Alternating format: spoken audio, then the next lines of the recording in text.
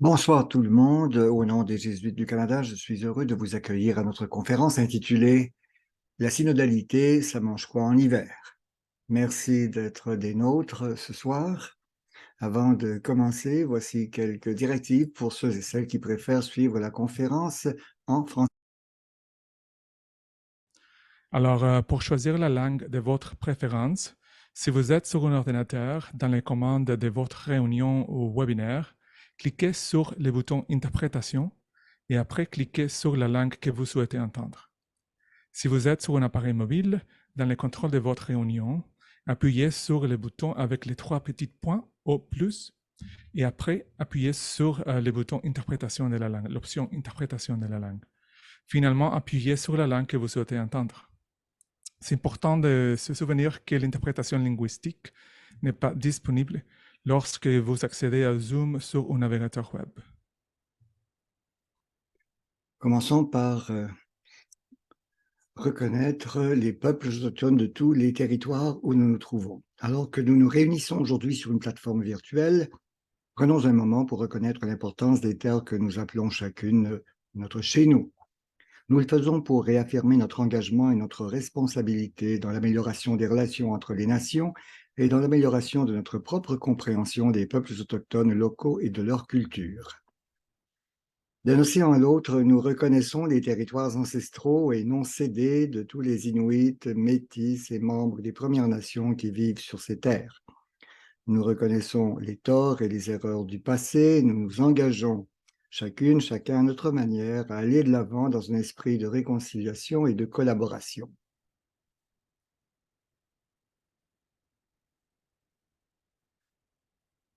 Maintenant, quelques détails pratiques avant de débuter. La soirée va durer environ 60 minutes et comprendra un exposé et une période de questions. Pour poser des questions après l'exposé du conférencier, vous pouvez soit les inscrire dans la boîte Q et A ou lever la main et poser votre question à voix haute. Si vous utilisez la boîte de clavardage, votre question pourrait se perdre. Alors, les deux options, c'est le bouton Q et A et vous pouvez vous lever la main. L'enregistrement de la soirée sera transmis aux personnes inscrites dans un délai de 3 jours ouvrables. Alors, sera envoyé par courriel. Et maintenant, je suis très heureux de vous présenter Curtis McKenzie. Curtis est un théologien jésuite avec une perspective unique. Bienvenue, Curtis. Sa perspective est façonnée par son parcours entre le monde de la finance d'entreprise et la spiritualité des jésuites. Il est diacre dans l'Église catholique ukrainienne, sera bientôt ordonné prêtre et il prépare actuellement son doctorat à l'Université Fordham de New York. Merci d'être des nôtres, Curtis. Alors, bonsoir à toutes et à tous. C'est extraordinaire de pouvoir vous parler ce soir de la synodalité. Et je ne peux pas voir tout le monde. Je sais qu'il y a un bon nombre de personnes, mais j'espère qu'au cours de la prochaine demi-heure, je vais pouvoir quand même exposer un petit peu ce que j'entends par la synodalité. Et j'espère que cela pourra vous aider. Si vous posez un peu les mêmes questions que moi, qu'est-ce que la synodalité? Et comme je disais tout à l'heure, qu'est-ce que ça mange en hiver? Alors, pour établir un peu le contexte, je vais parler pendant une trentaine de minutes et ensuite nous aurons 30 minutes pour poser des questions auxquelles je tenterai de répondre dans la mesure du possible. Autrement, donc, je pourrai vous revenir.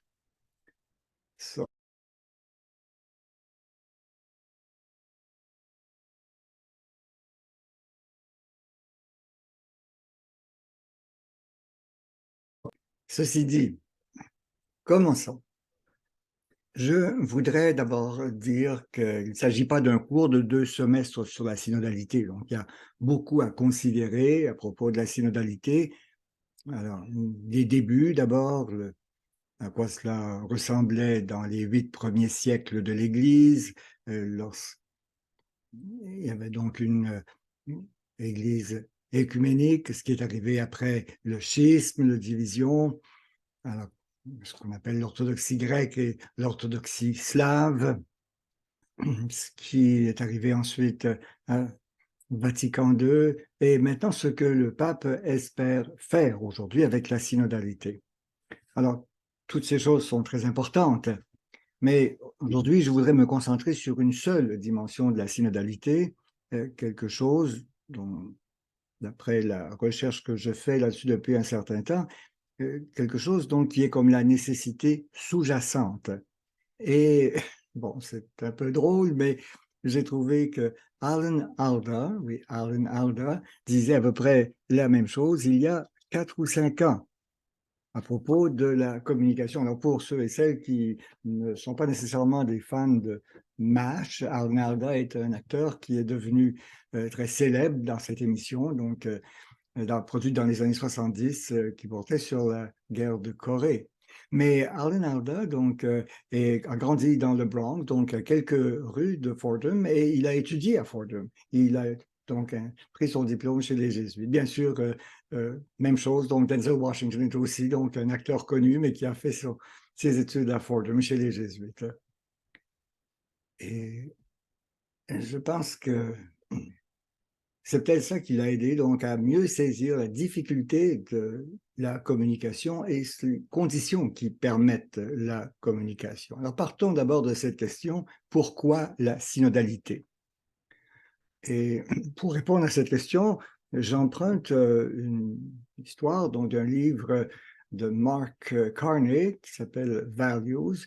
Et là, il s'appuie sur des observations faites par le pape François au cours d'un déjeuner auquel lui et moi avons assisté avec une quarantaine d'autres personnes. C'est qu'en juillet 2014, des représentants de l'Église, des décideurs politiques, des gens d'affaires, des universitaires, des dirigeants syndicaux, des travailleurs du secteur caritatif et même un lauréat du prix Nobel se sont réunis au Vatican pendant 2 jours pour discuter du bien commun mondial.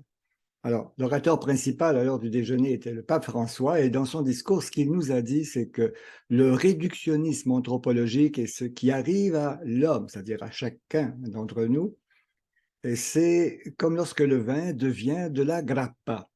Donc, alors ça n'est plus du vin, ça devient autre chose, quelque chose qui, bon, peut être utile, mais ça n'est plus du vin. Alors, donc, on prend le repas avec du vin, mais à la fin du repas, on prend de la grappa. La grappa, c'est de l'alcool distillé. Donc, c'est l'idée du pape, c'est que si l'humanité est multiple, passionnée, curieuse, rationnelle, altruiste, créative, intéressée, la logique de ce qu'il appelle le marché, c'est le plus grand ennemi du bien commun. Au fond, c'est une seule chose, c'est l'intérêt personnel. C'est comme si c'était de l'humanité distillée.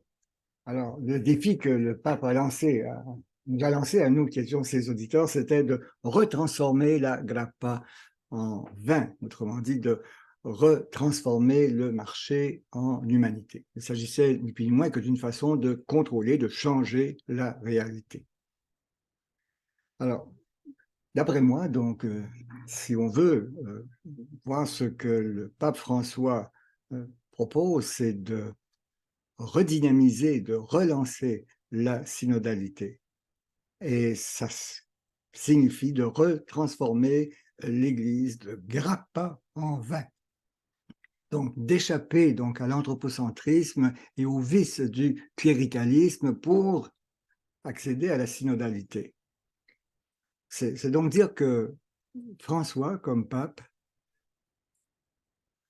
est revenu constamment sur 2 grands récits. D'abord, c'est d'aller dans la marge, ou ce qu'il appelle aussi la périphérie. Et l'autre, c'est de pouvoir donner en héritage une structure de dialogue qui va permettre aux gens de communiquer.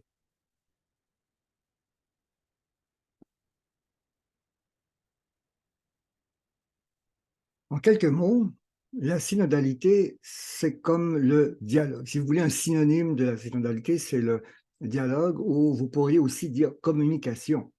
Ce que ça signifie, donc, syn odos, ça veut dire aller ensemble, avancer ensemble sur la route.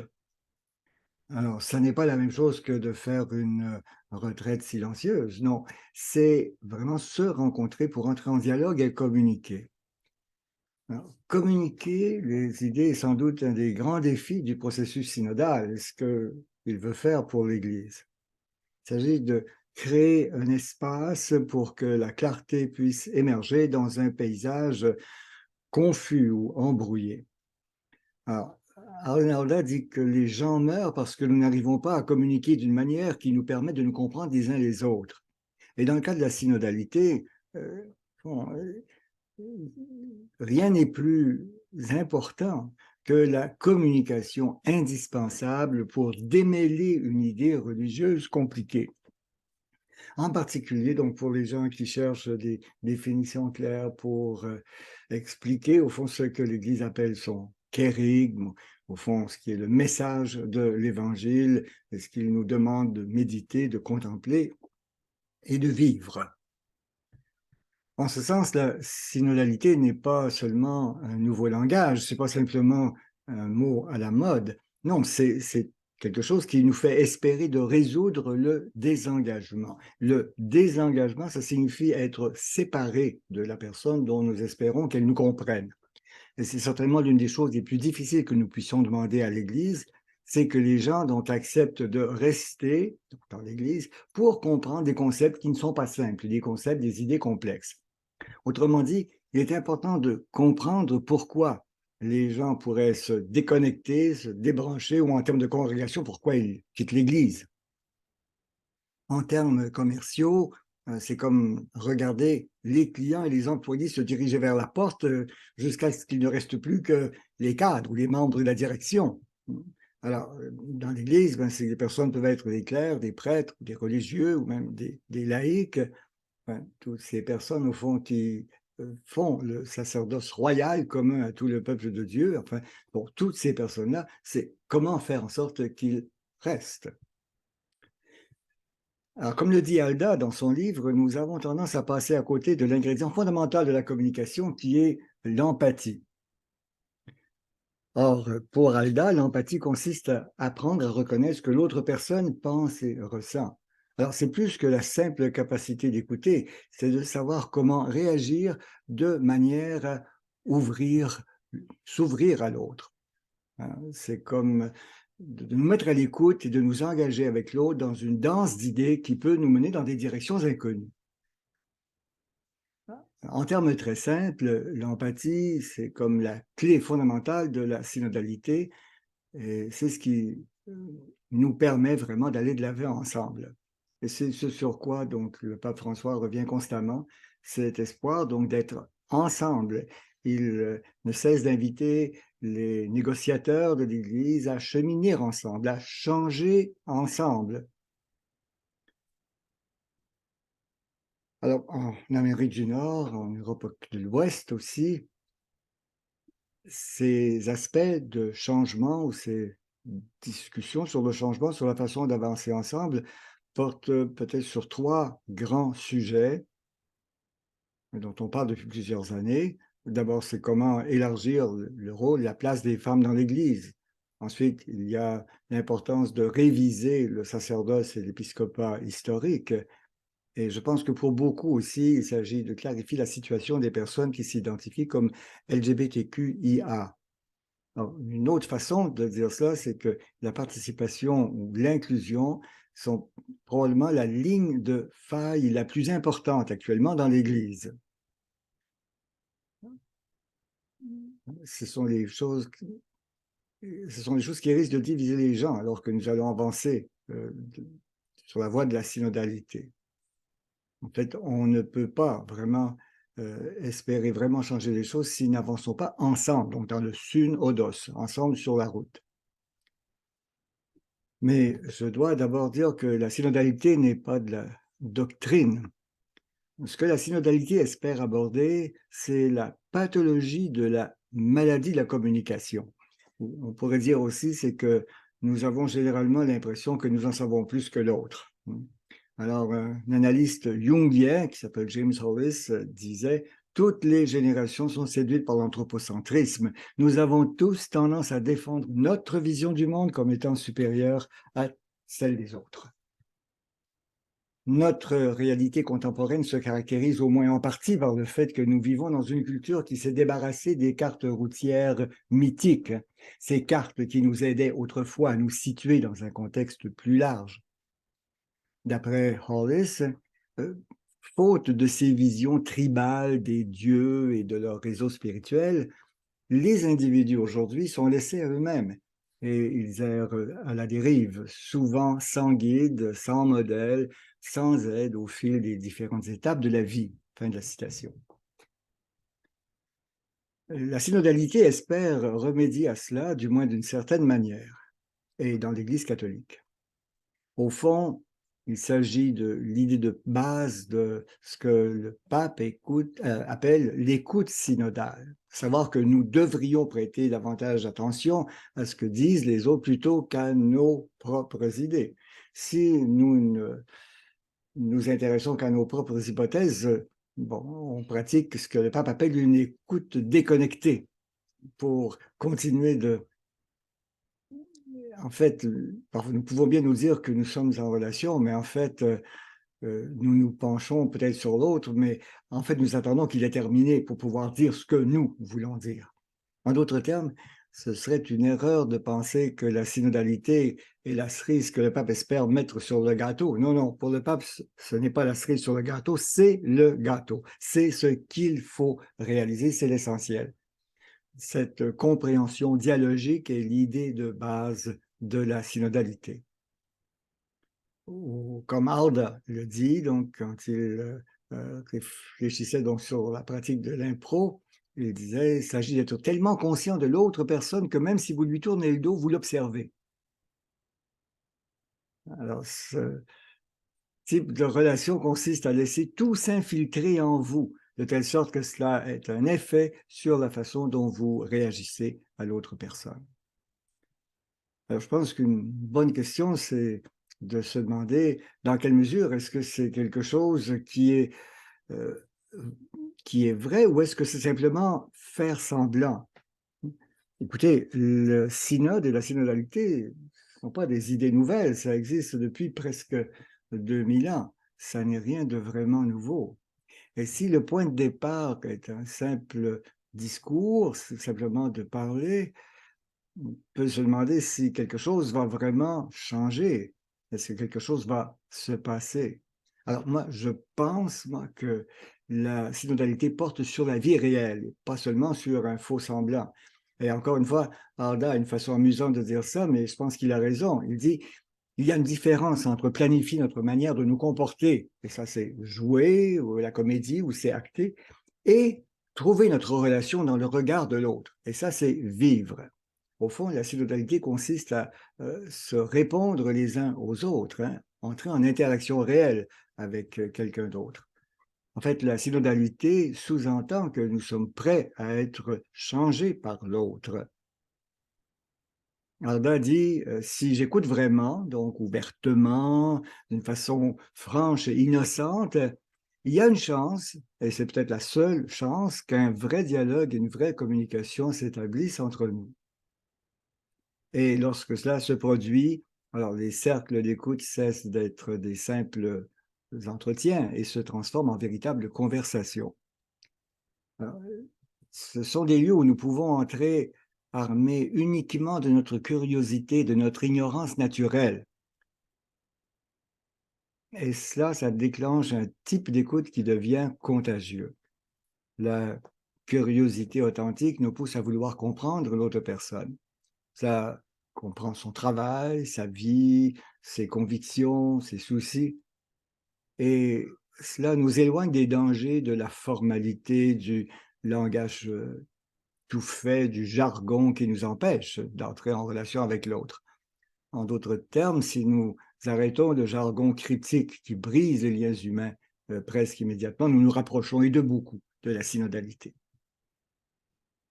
Maintenant, ça, j'espère que vous comprenez ici, mais il ne suffit pas de dire quelque chose à quelqu'un pour qu'il y ait communication. Alors, En fait, la communication ne s'établit pas parce que nous disons quelque chose à un autre. Non. En fait, la communication se produit lorsque nous observons l'autre personne. Encore une fois, c'est parce que la synodalité, donc, c'est comme un dialogue, une communication, c'est effectivement une expérience. Nous devons d'abord être à l'aise avec la présence de l'autre et entrer en relation réelle avec l'autre. C'est-à-dire qu'il n'y a pas de synodalité sans communication. Mais même alors, il ne suffit pas d'écouter. Il faut vraiment de la formation pour apprendre à communiquer et à être synodaux. Alors, Alda dit, moi, j'ai écouté de bons pianistes toute ma vie, mais je ne sais toujours pas jouer du piano. Mais au fond, c'est sans doute vrai pour des gens donc, qui étudient la synodalité depuis des années. On peut lire des bouquins là-dessus, mais c'est une question d'expérience. C'est une nouvelle façon donc d'entrer en communication, d'entrer en dialogue avec l'autre. Alors, une autre façon de dire ça assez amusante, c'est qu'au début, on peut avoir l'impression que c'est comme la discussion entre deux chevaux qui sont attelés l'un à l'autre et qui tirent chacun dans son sens et qui rejettent l'influence de l'autre. Enfin, pour différentes raisons, le cœur et l'esprit de l'Église ont souvent du mal à travailler ensemble pour résoudre les conflits. Ce que nous voudrions avoir, c'est une sorte de traité de paix entre l'émotion et la raison, le cœur et l'esprit, où aucune des parties n'a le droit de perdre ou de gagner. La synodalité nous demande de faire la même chose et d'éviter l'antagonisme. Et au niveau, non seulement au niveau individuel, mais à l'échelle de tout le groupe.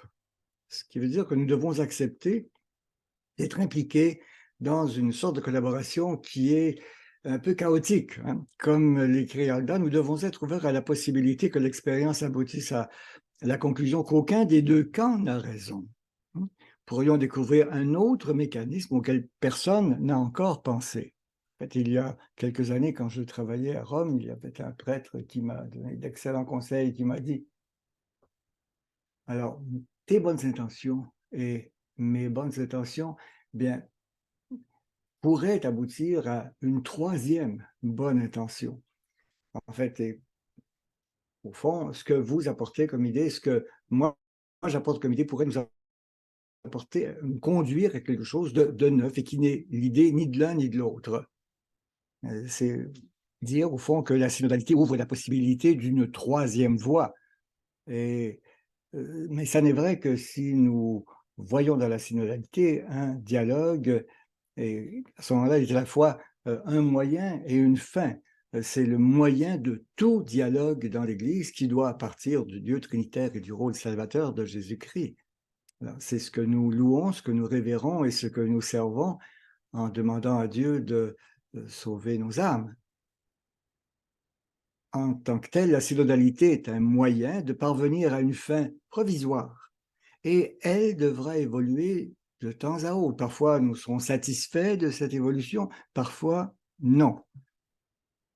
C'est comme la différence que souligne Ardan entre le fait de s'exercer au piano et de devenir pianiste. La pratique, c'est un moyen, hein, mais pas une fin. Mais écouter pendant la pratique fera que nous entendons de la musique et pas seulement du bruit. Donc la synodalité, si nous la vivons maintenant comme moyen, eh bien, ça nous fait créer une relation pour notre fin qui est notre rapport à Dieu. Et je pense que ça dit aussi, la synodalité, que le magasin est ouvert. On est là pour faire des affaires. Je prie donc pour que la synodalité soit ce que le peuple de Dieu espère qu'elle soit. Et en nous inspirant d'Ignace, le fondateur des Jésuites, nous pourrions même nous demander si la synodalité est la prochaine introduction à la façon de choisir un bon mode de vie dans l'Église. Il faudra voir éventuellement, mais même si ça n'est pas pour toute l'Église dans son ensemble, je suis convaincu que la synodalité va être porteuse d'espoir pour les gens qui se trouvent devant la porte de l'Église. et qui se demandent là s'ils doivent rester ou partir. Et moi, si j'étais là avec eux devant l'église, je leur dirais, eh bien, entrez, entrez. Oui, c'est chaotique ici, c'est un peu le bordel, mais nous sommes comme une bande de chevaux attachés qui essaient de comprendre ce qui se passe, mais nous allons y arriver. Nous allons finir par comprendre ce qui se passe et à créer quelque chose de nouveau. Alors, merci, merci d'avoir écouté donc ce que j'avais à vous dire sur la synodalité. Et maintenant, donc, j'ai peut-être terminé un peu plus tôt que prévu, ce qui va nous donner un peu plus de temps pour les questions. Merci beaucoup.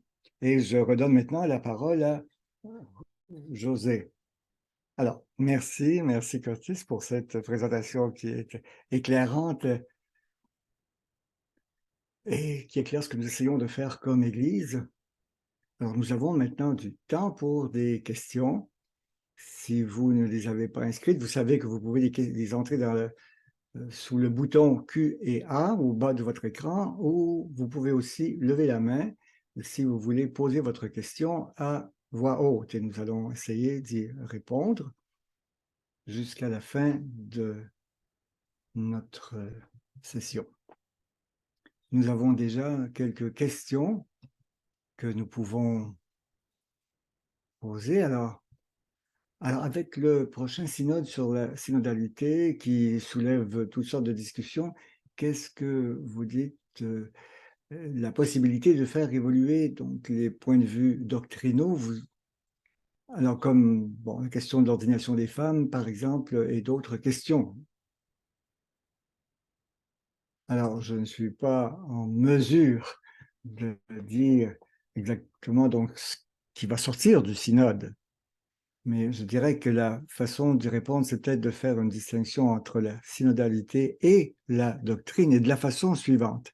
La synodalité, c'est de regrouper les gens pour qu'ils arrivent à vraiment se parler les uns aux autres et à entendre ce que l'autre a à dire, et donc de recevoir cette communication. Déjà, en soi, c'est un défi. C'est ce que le pape veut faire, c'est de mettre en place donc ce mécanisme de dialogue. Et bien sûr, il va sans doute suivre de ça des débats sur la doctrine. C'est comme une deuxième étape. Et encore une fois, c'est rien de nouveau. La doctrine dans l'Église, si nous lisons l'histoire de l'Église catholique, elle a évolué au fil des siècles, elle a évolué de façon importante. Mais je pense que ce que le pape espère accomplir, c'est que, en voyant comment la synodalité donc est parvenue à résoudre de grandes controverses dans les premiers siècles de l'Église, eh bien qu'elle puisse aujourd'hui nous aider justement à aborder ensemble des questions doctrinales. Mais ce qui va changer et comment ça va changer, c'est évidemment aux personnes donc, qui vivront la synodalité de trouver les réponses. Merci de votre question. Une autre question, si je comprends bien votre message, vous nous dites qu'après tout ce processus, on pourrait arriver avec rien de trop concret. Là, mais écoutez, je n'ai pas la réponse à ça. Donc, moi, je fais de la recherche théologique. Je ne suis pas un devin, je ne sais vraiment pas ce que l'avenir peut nous réserver. Mais si on pense à l'histoire, il y a des périodes dans l'Église où de nouvelles questions surgissent. Et dans les articles qui sont parus, qui paraissent donc régulièrement, là, chaque semaine, chaque mois. Alors, certaines des questions donc, que j'ai mentionnées, certainement que le pape y pense, mais est-ce que cela va se faire donc au synode comme tel, ou est-ce que cela viendra après comme fruit plus tard? On ne peut pas être certain. Mais encore une fois, moi je dirais que la première étape, c'est vraiment d'abord parler, d'être entendu, et déjà en soi, c'est un pas important. Et dans la mesure où cela s'améliore, hein, des questions de doctrine, par exemple, ou des questions de pratique ou de discipline, alors pourront faire l'objet de ce dialogue et faire l'objet d'un discernement, justement, que ce soit au niveau donc des évêques ou même au niveau du pape lui-même. C'est tout à fait logique. Nous allons continuer de répondre aux questions dans l'ordre où elles se posent. Alors, la prochaine que nous avons reçue vient de Pamela. Alors, on disait donc de cercle de dialogue pour vivre la curiosité. Mais en fait, les cercles d'écoute ont permis donc aux paroissiens de dire ce qu'ils pensaient de l'Église et de l'orientation qu'elle prit.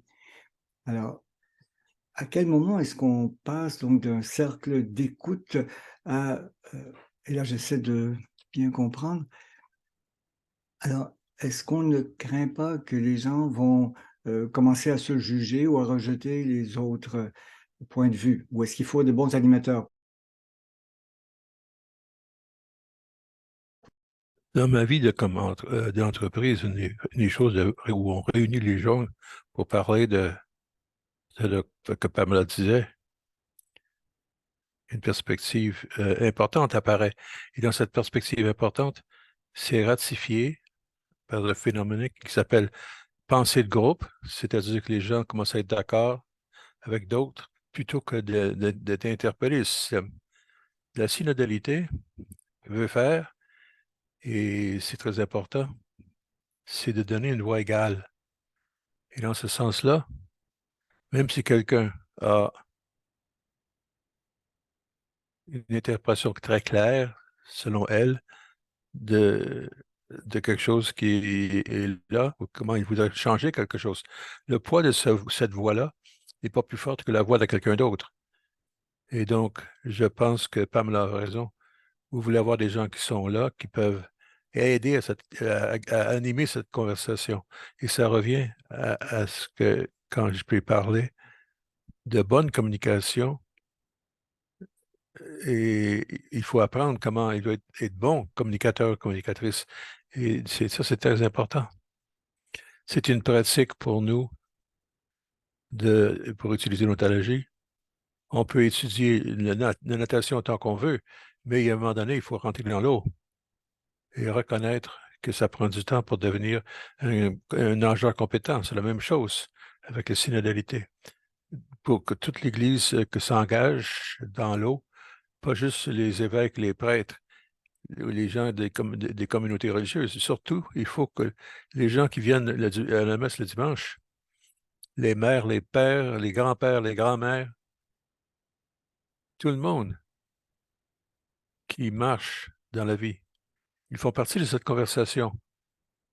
Et même si dans la pièce, leur opinion doit être présentée.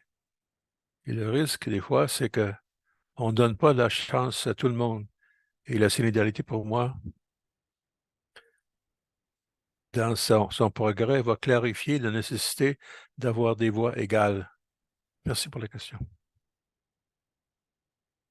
Merci. Maintenant, on va prendre Cora. De voix, vous allez poser la question, Cora? Oui. Bonsoir. Je viens de Toronto.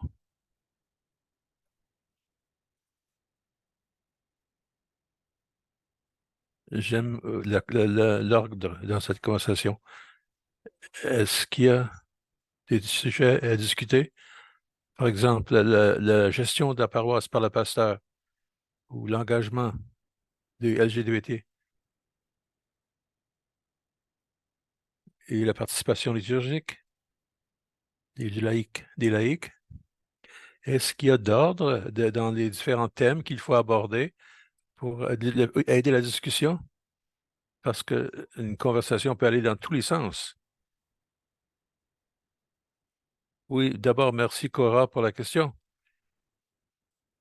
Je comprends que pour moi aussi, moi j'aimerais savoir quelles sont les choses dont on devrait parler et identifier certains sujets donnés. Mais je veux dire ici qu'au niveau de ce que je parle ce soir, dans ma présentation, ce que je voulais faire, c'est dire qu'il faut d'abord mieux communiquer et être en dialogue les uns avec les autres. Par exemple, nous avons une rencontre, si on avait une rencontre sur un sujet donné, la tentation, c'est d'essayer de trouver une réponse à cette question immédiatement. Alors, qu'est-ce qu'on pense devrait se passer dans la paroisse? C'est peut-être quelque chose à Toronto que la paroisse jésuite, à Notre-Dame-de-Lourdes, ils ont des chandelles qu'on peut brûler dans les coins, mais il y a d'autres paroisses où c'est l'électrique pour éviter le feu. Alors, vous pouvez avoir des discussions là-dessus, mais allumer les chandelles. Mais il faut pas se poser la question, est-ce qu'on devrait avoir des chandelles réelles de cire ou des chandelles électriques? Mais plutôt, est-ce qu'on peut vivre ensemble et communiquer et être en dialogue les uns avec les autres?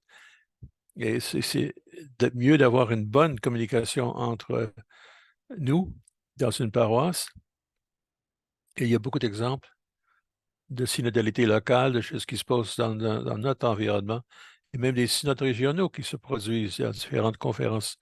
Et ce sont-là sont assez souvent dans l'Église orthodoxe et dans l'Église orientale. Ils ont été plus synodaux que de l'Église catholique romaine. Les synodes se font surtout entre évêques et conférences épiscopales. Et donc, une raison pour laquelle je parle de l'autre côté, c'est qu'on espère rééquilibrer pour que les gens au niveau local auront la même voix ou le même type de communication ou des mécanismes qu'on aura à Rome. Et quand ce qui est à discuter, ça dépend de la grâce de Dieu. Ce qui sera à l'ordre du jour pour vous, je ne sais pas, mais moi je dirais la chose la plus importante, c'est d'être ouverte à parler avec les autres et d'écouter l'autre. J'espère que ça répond à ta question, Cora. Merci beaucoup. Est-ce que c'est un objectif? Est-ce que le pape a dit ce qu'il veut atteindre? À ce moment-ci, la seule chose qui est claire pour lui, c'est qu'il veut rétablir la synodalité dans l'Église. Et à ce moment-ci, même dans les 30 prochaines journées, ça va être l'autre phase sur la synodalité, étape. On va parler de ce que ça peut vouloir dire. Maintenant, on parle de dialogue, de communication, de marcher ensemble sur la route et de reconnaître les différentes perspectives que les gens peuvent avoir. Mais il n'y a pas eu de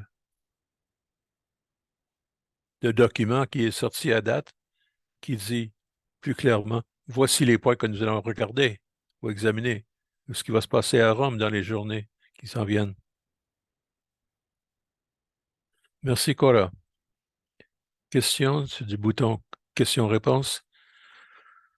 On peut proposer que la synodalité, c'est pas savoir d'avoir qui a raison ou non, mais de marcher ensemble, de trouver quelque chose de commun, malgré nos différences, et être en communication ensemble, où on peut améliorer notre communauté, et ou encore, est-ce que c'est trop simpliste?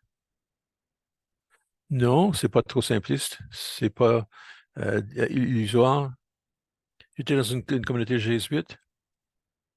On est formé de 70 autres jésuites. Et ça ne devait pas vous surprendre que les jésuites ont des différentes perspectives à cause de leur éducation. Si vous avez 4 jésuites, pour répondre à une question, vous attendez à avoir des réponses à 5 réponses à vos 4 questions. Nous-mêmes, nous nous réunissons souvent chaque semaine pour parler simplement les uns avec les autres et pour mettre en pratique notre propre communication. Et la façon qu'on s'y prend, c'est pas une discussion sur une perspective donnée. On va peut-être partager avec l'autre notre histoire de vocation, comment on est devenu jésuite, comme on pourra partager une expérience que nous avons eue plus récemment dans notre ministère, où on voit la grâce de Dieu à l'œuvre.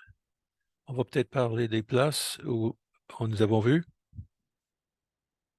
des défis, là où on voudrait faire quelque chose pour être disponible et pour aider répondre à un besoin en tant que membre de l'Église ukrainienne catholique au Canada et aux États-Unis. Il y a eu des 100 000 Ukrainiens qui ont cherché à donner de l'appui. Et il y a beaucoup de communication que nous faisons à ce niveau-là. Donc, ce n'est pas toujours simplement savoir que c'est la solution pour une chose ou l'autre, mais penser en dehors de la boîte, penser en dehors de nous. C'est pas illusoire non plus. Il y a plusieurs choses dont on parle et qu'on partage dans notre église locale, où on parle un peu de qui nous sommes, pourquoi on est là, d'où nous venons, pourquoi on croit en Dieu. Qu'est-ce qui empêche cette croyance? Et il y a une richesse énorme de gens dans les paroisses. Se rencontrer et parler ensemble, c'était déjà un bon début. Une question plus simple. Pour combien de temps est-ce que le synode va durer combien de temps et comment est-ce que ça va se dérouler? J'aurais aimé avoir les réponses. Moi, euh, au début, l'idée, c'était simplement que le synode sur la synodalité consacrerait 2 ou 3 ans. Mais en conclusion, il y aurait, je ne sais pas, un document qui sera préparé pour montrer une conclusion. Entre-temps, l'Église doit parler de comment elle avance. Et comment ça va se dérouler?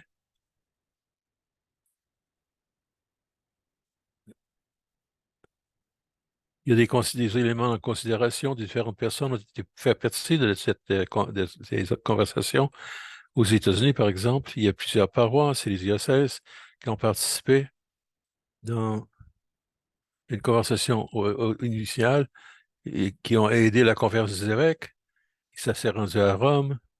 Il y a eu des rencontres où les théologiens, qui sont des experts dans ce secteur, dans ce champ, ont fourni des conclusions sur comment la cellulite fonctionne. Je pense que c'est un peu comme tout essai. Il y a plusieurs groupes de gens qui travaillent d'une façon différente. Ils collaborent ensemble. Et donc, une partie, pour nous, c'est que nous regardons et dans notre présence dans la paroisse aussi, et surtout, même dans les conversations comme ce soir, je suis chanceux, c'est qu'un des individus qui a eu à contribuer sur la solidarité et vit avec chez nous. Donc, pour moi, ce sont les questions que vous posez, ce sont les questions que nous avons déjà discutées et qui se rendent jusqu'à peut-être non pas d'une façon tellement formelle, mais ça a été discuté. C'est discuté. Question de Ginette. Ne vous pensez pas que la première chose à faire dans l'Église serait de revoir la dimension de la synodalité dans sa particularité? Oui, Ginette a posé cette question en français. Voulez-vous que je réponde en français ou en anglais? Ouais, en français ou en anglais, c'est peu importe. Je vais faire un peu de chaque.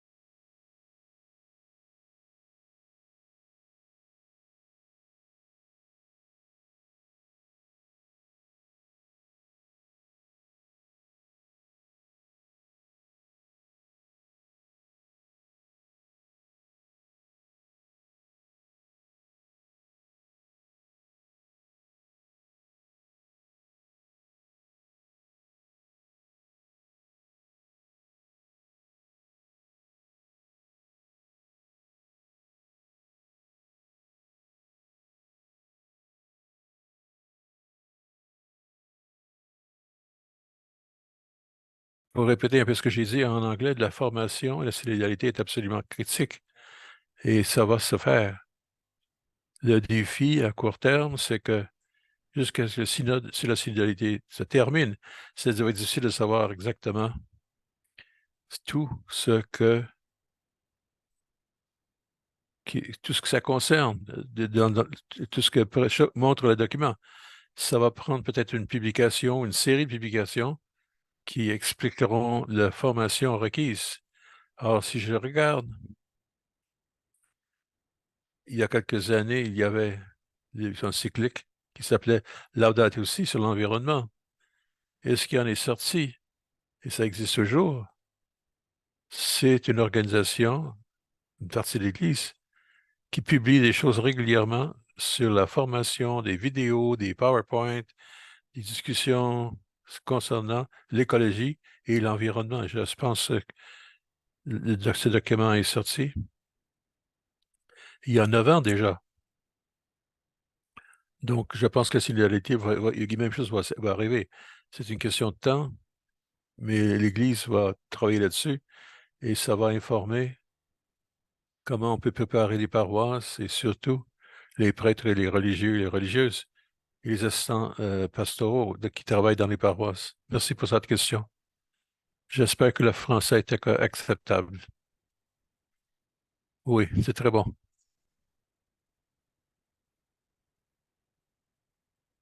Une question de l'auditoire. Ronald, êtes-vous prêt à poser votre question, Ronald?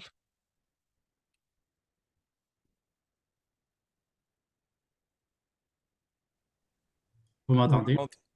Oui, Ronald Dillman. Oui, parfait. Bonjour, Curtis.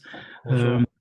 Oui, alors, ce que j'ai entendu jusqu'à maintenant, c'est intéressant et puis je suis content. Vraiment, c'est une bonne nouvelle qu'il y ait un synode de ce genre. Mais j'entends aussi que c'est beaucoup d'écoute et de dialogue. Par contre, quand je pense au groupe marginal, ils ne sont pas tout à fait dans les paroisses, disons.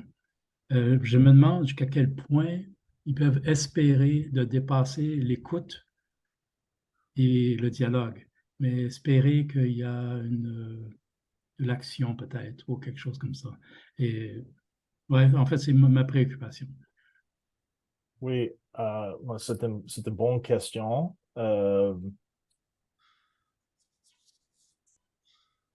J'en dirais que, par exemple, on peut poser la question, c'est quoi la réalité de la synodalité, par exemple, en Ukraine ou en Haïti aujourd'hui, où il y a un conflit civil dans Haïti ou une guerre dans l'Ukraine et la difficulté d'aller dans une paroisse ou peut-être, comme tu l'as dit, que peut-être il n'y a même pas des croyants qui vont, ils sont dehors et c'est à quel point le dialogue va terminer.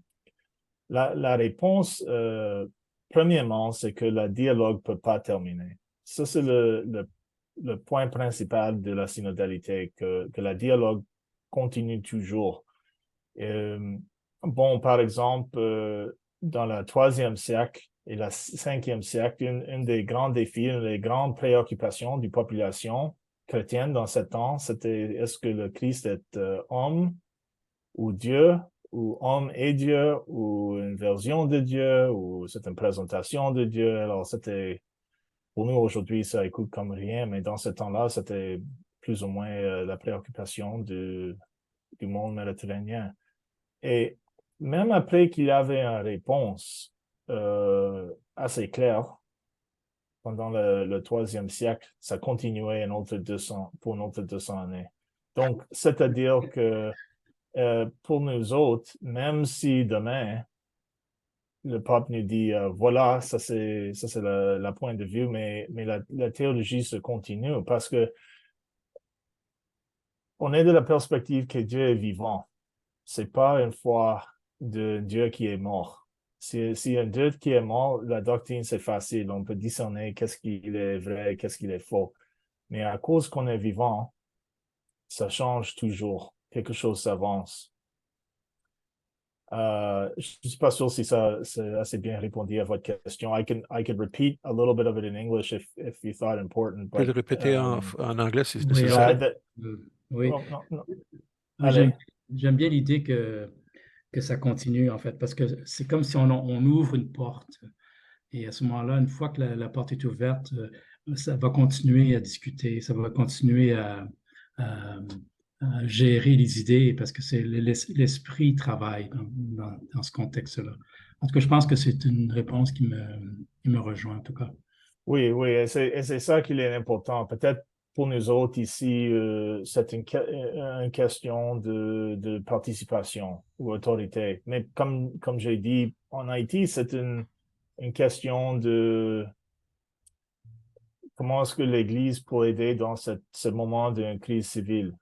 Ou en Ukraine, c'est où la place de l'Église en dialogue avec un autre pays qui attaque les Ukrainiens. Et même après que ça c'est terminé, s'il y a résolution, il y aura des autres questions qui viennent. Alors, ça c'est peut-être un changement d'un autre temps où il y a comme un conseil et puis un résultat et on vit avec ce résultat et puis 50 ans plus tard, il y a une autre question. Mais non, c'est plus qu'on reste en dialogue toujours. J'aime l'idée, il y a une statue de Saint-Ignace en Ontario qui est un peu comme ceci dans l'avant. Il est toujours en pèlerinage. Et c'est un peu comme ça avec la théologie. C'est toujours en mouvement. Et c'est la même chose avec la synodalité. C'est toujours en mouvement. C'est pas une chose qu'on fait et on s'arrête et on ne le regarde pas pour une autre 100 ans. C'est toujours en action.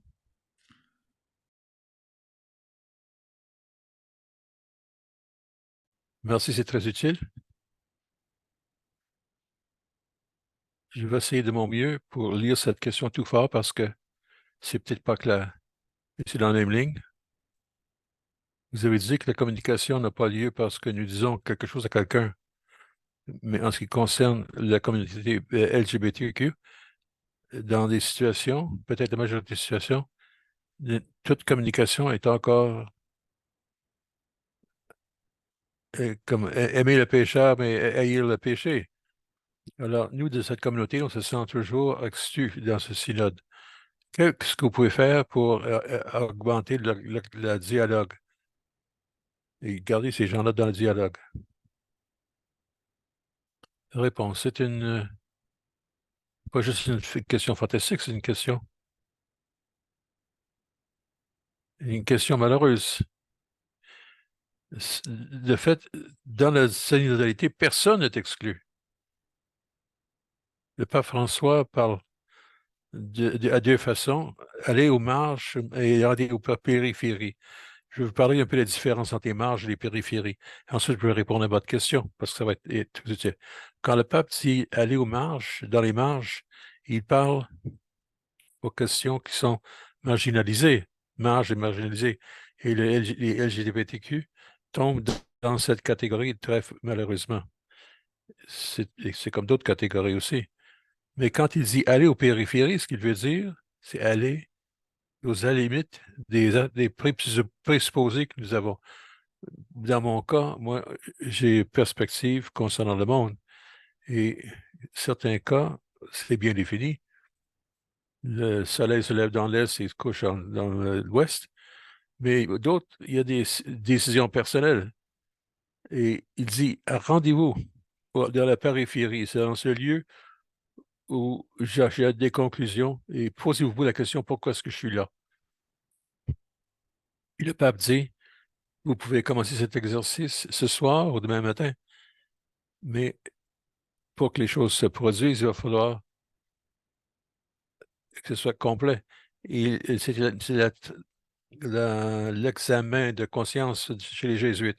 Qu'est-ce qui se passe dans ma vie qui m'amène vers Dieu ou qui m'écarte de Dieu? Et quelque chose qui m'amène vers une vie saine avec d'autres personnes ou qui m'écarte de ces personnes.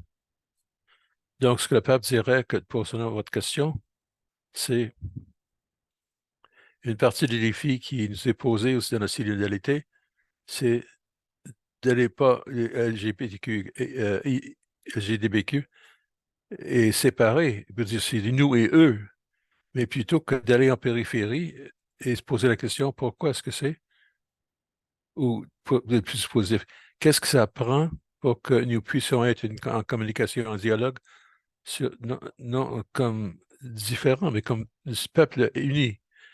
Et à ce moment-là, comment est-ce qu'on en communication les uns avec les autres, comment est-ce ce qu'on prend conscience, ce qu'on voit les bosses que chacun porte. Et à ce moment-là, c'est l'Église. Il n'y a pas d'exemple, il n'y a pas de meilleur exemple dans l'Évangile que Jésus dit, parce que à cause de votre choix, vous êtes condamnés. Jésus ne fait pas ça. Et c'est ça, c'est l'espoir pour l'Église, pour tous les peuples. Tout le monde est accueilli. J'aime croire ça. Et je suis agacé quand j'entends le contraire, mais c'est ça que j'espère dans le ciel. C'est un chemin personnel et qui n'est pas nécessairement structurel. J'espère que ça répond à votre question. Merci, Curtis. Et il y a un suivi par une autre personne que vous avez peut-être répondu. Comment est-ce que les minorités se sentiraient? Vous avez en parlé. Une voix qui ne prend pas le dessus sur les autres voix. Et si vous avez une voix qui est minoritaire, comment est-ce qu'on peut les entendre? Surtout pour être sain avec d'autres personnes. C'est rien. La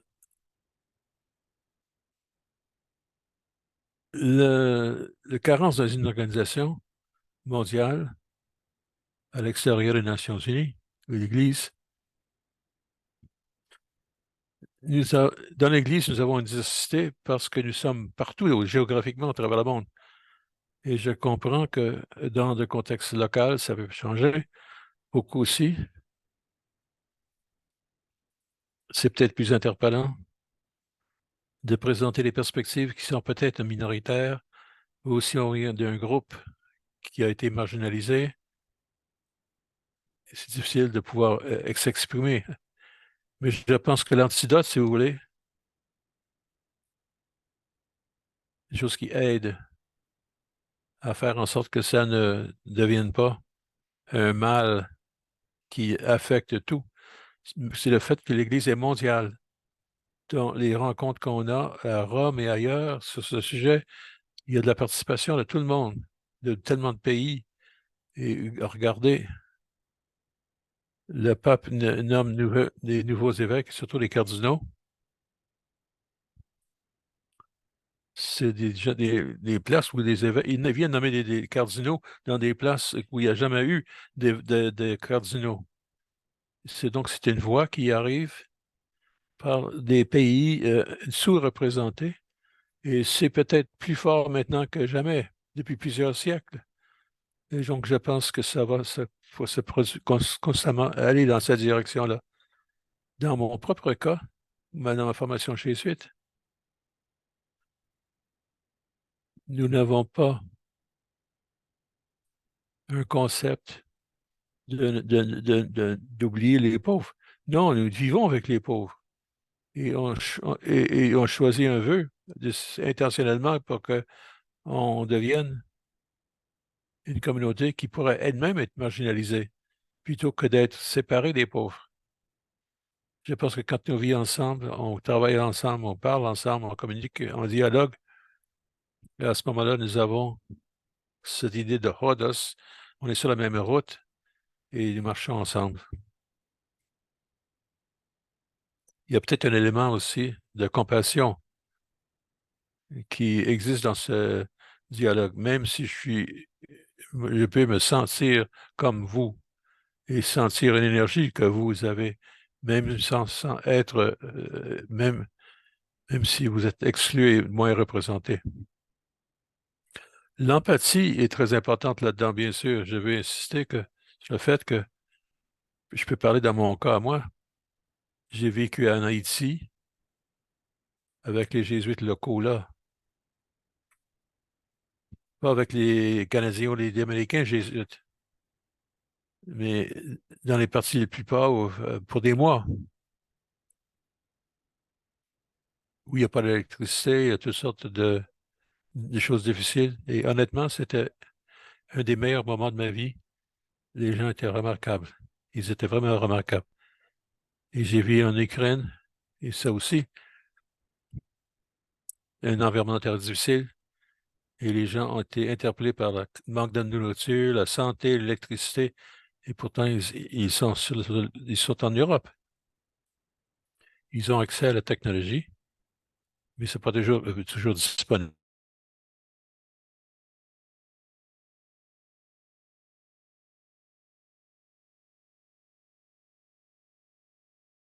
Il ne s'agit pas de faire un tourisme de la pauvreté, mais de vraiment vivre avec les gens.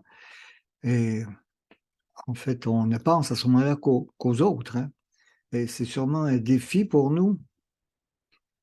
Quand le pape parle des périphéries, c'est aussi une invitation qu'il nous lance pour vivre avec les gens. Je ne dis pas que tout le monde doit se rendre en Haïti ou en Ukraine, mais dans nos collectivités locales, nous pouvons entrer vraiment en relation qui sont un peu plus dans la marge. C'est bon, qui est le prochain? Ben c'est ça, c'est la personne qui est juste à côté, mais à qui donc tu donnes la possibilité d'exercer, de vivre.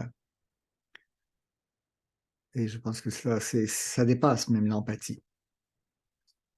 Nous avons dépassé l'heure et si vous avez encore un peu de temps et si c'est bien, je pourrais peut-être prendre 2 autres questions parce que j'ai un autre engagement.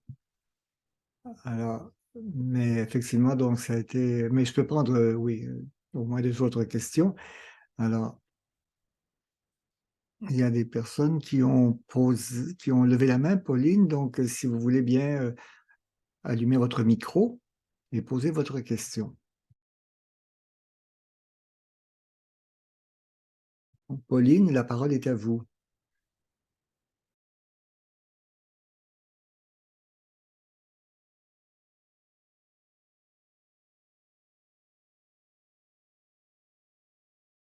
Bien, alors nous allons passer à quelqu'un d'autre. Marie, Marie Thompson, oui. Est-ce que vous voulez poser votre question?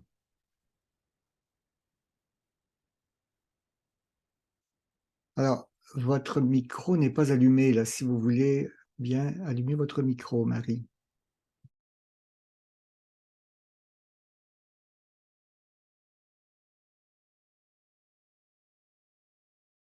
Alors, nous allons prendre une question donc du bouton question.